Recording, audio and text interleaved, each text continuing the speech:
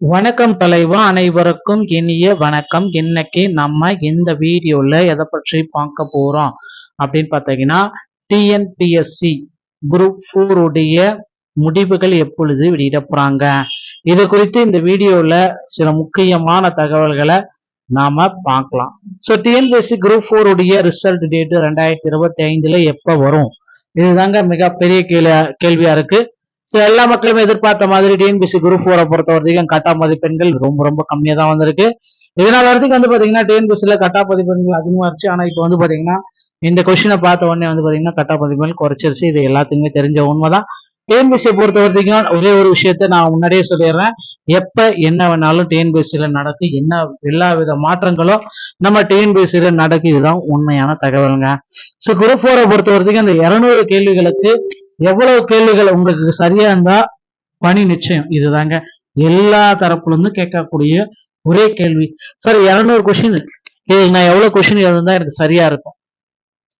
2025 group 4ல border mark எடுக்கிற students யாரா இருப்பாங்க, அவர்கள் எதிர்பார்ப்பது என்ன பார்டர் மார்க் இருக்கும், என்ன ஹையஸ்ட் மார்க் இருக்கும். ஸோ இது எல்லாமே இந்த வீடியோல நான் உங்களுக்கு சொல்ல போறேன். நீங்க நம்முடைய சேனல் முதல் முறையா பாக்குறீங்க அப்படின்னா மறக்காம சப்ஸ்கிரைப் பண்ண பெல்ல கிளிக் பண்ணி வச்சுக்கோங்க. ஸோ வாங்க இந்த வீடியோக்குள்ள போகலாம். ஸோ டிஎன்பிஎஸ்சியை பொறுத்த வரைக்கும் குரூப் 4 மட்டும்தான் ஏமாளிக அப்படின்னு சொல்லலாம். மற்ற எல்லா தேர்வுகளும் வந்து பாத்தீங்கன்னா ரொம்ப தமிழ்ல ஈஸியா தான் கேட்டிருக்காங்க. ஆனா இந்த குரூப் 4 தேர்வுகள் மட்டும்தான் ரொம்ப மிகப்பெரிய ஏமாளிகள். மற்ற சப்ஜெக்ட்ல இப்ப நேற்று நடந்த தேர்வுகள், ஆகஸ்ட் 17ஆம் தேதி நடந்த டிஎன்பிஎஸ்சி தேர்வு எல்லாமே தமிழ் எல்லாம் பாத்தீங்கன்னா ரொம்ப ஈஸியா இருந்துச்சு. ஸோ அப்போ குரூப் 4 தேர்வுகள் மட்டும்தான் இந்த மாதிரி ஏமாளிகளா? இந்த மாதிரி நிறைய பேர் நிறைய விதமான கேள்விகள் எழுப்பிட்டே இருக்காங்க. ஸோ குரூப் 4 தேர்வர்களுக்கு ஆல்ரெடி வந்து பாத்தீங்கன்னா ரொம்ப போராட்டம் நடத்துற அளவுக்கு போயிட்டாங்க. எக்ஸ்பீரியன்ஸ் எல்லாமே சேர்ந்துட்டு இந்த போராட்டத்துக்கு வழிவகை செஞ்சது யார்? ஏன் இந்த போராட்டத்திற்கு என்னதான் நடந்தது? போராட்டத்துல ஏன் நிறைய பேரால பங்கேற்க முடியல? இது போராட்டம் உண்மையிலேயே போராட்டம் தானா? எதுக்காக போராடுறாங்கன்றது தெரியவே இல்லையே. மறுதேர்வு வைக்கணும்னு ஒரு பக்கம் போராடுறாங்க, ஒரு பக்கம் எங்களுக்கு டிஎன்பிஎஸ்சி வேண்டான்ற ஒரு பக்கம் போடுறாங்க. எதுக்காக இந்த போராட்டம்னே தெரியல. ஆனா வந்து போராடினாங்க, அதுவும் போராட்டமும் தோல்வியில போயிடுச்சு.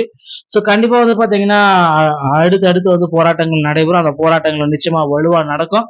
அப்படி நடக்கிறப்ப வந்து பாத்தீங்கன்னா டிஎன்பிஎஸ்சி போராட்டத்தை கவனிச்சுட்டு டிஎன்பிஎஸ்சி சார்பாக ஒரு சிறந்த முடிவு கொடுப்பாங்க அப்படின்னு நம்ம எதிர்பார்க்கலாம். நிச்சயமா டிஎன்பிஎஸ்சி சார்பாக வந்து என்ன முடிவா இருக்கும் அப்படின்னு பாத்தீங்கன்னா, மறுதேர்வுன்றது வாய்ப்புகள் குறைவு. ஒருவேளை பார்டர் மதிப்பெண்கள் இருக்கிறவங்களுக்கு ஒரு 5 மதிப்பெண்கள் போட்டா, இப்போ வந்து பாத்தீங்கன்னா டிஎன்பிஎஸ்சில தமிழ் எலிஜிபிலிட்டி கட்டாயமா இருக்கும், ஓகேங்களா? அது கம்ப்ளீட். அதுக்கப்புறம் வந்து பாத்தீங்கன்னா பார்டர் மார்க்னு ஒன்று சொல்லுவாங்க. ஸோ இப்போ வந்து பாத்தீங்கன்னா அந்த 100 கேள்விகள், மினிமம் 100 கேள்விகள் ரைட்டா இருக்கும். ஸோ இதுதான் அந்த பார்டர் கொஷின். ஸோ வந்து பாத்தீங்கன்னா உங்களுக்கு ஒரு 95 கேள்விகள் அப்படின்ற பட்சத்துல ஒரு 5 கேள்வி வந்து பாத்தீங்கன்னா போனஸ் மதிப்பெண்களா வழங்கப்பட்டா, அப்படி இந்த மாதிரி பார மார்க்ல இருக்கிறவங்க 5 மதிப்பெண்கள் பெற்று 100 ஆக்கி கட் ஆஃப் குள்ள வரலாம், கவுன்சிலிங்கு போகலாம். இந்த மாதிரி ஒரு கெஸ்ஸஸ் இருக்கு. ஒருவேளை இல்லாமலும் போகலாம், அதுவும் நடக்கும், ஓகேங்களா? இது எப்படி வேணாலும் நடக்கும். டிஎன்பிஎஸ்சியை பொறுத்த வரைக்கும் யாராலும் கெஸ் பண்ண முடியாது. ஸோ கண்டிப்பாக வந்து பாத்தீங்கன்னா பார்டர் மதிப்பெண்கள் வழங்கப்படுமா அப்படின்ட்டு கேட்கறாங்க நிறைய பேர். ஸோ பார்டர் மார்க்கை பொறுத்த வரைக்கும் வந்து பாத்தீங்கன்னா 100 தான் இருக்கும். ஹையஸ்ட் மார்க்கை பொறுத்த வரைக்கும் வந்து பாத்தீங்கன்னா 100, நம்ம கணக்கெடுக்கு பிரகாரம் 160ங்க, ஓகேங்களா? இதுதான் லாஸ்ட் ஹையஸ்ட் கட் ஆஃப் உடைய அதிகபட்ச கட் ஆஃப்னா 1-2 பேர் மட்டும்தான். நம்மளுடைய கணக்கெடுப்பின் பிரகாரம் 160 தான் ஹையஸ்ட்.